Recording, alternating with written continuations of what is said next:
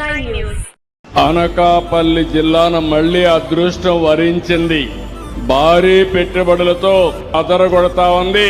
భవిష్యత్తులో అనకాపల్లి జిల్లా భారతదేశంలోనే నెంబర్ 1 జిల్లాగా తయారవుతుంది.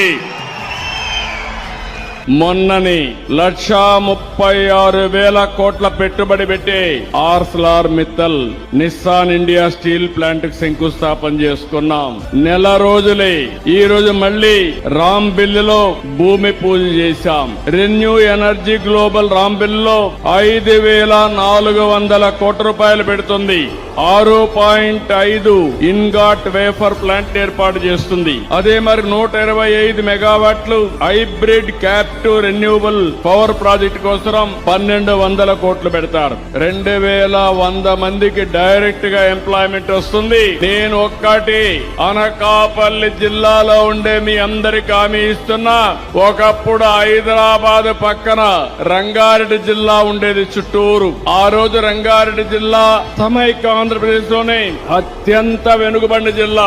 ఈ రోజు రంగారెడ్డి జిల్లా దేశంలోనే అత్యంత ధనిక జిల్లా. ఎన్నేళ్లంటే 25 ఏళ్లు. ఇప్పుడు విశాఖపట్నం ఉంది.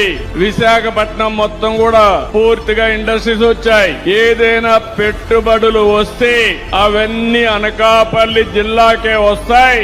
ఇది మరో రంగారెడ్డి జిల్లాగా తయారు చేసే బాధ్యత నాదని మీ అందరికి హామీ ఇస్తున్నాం.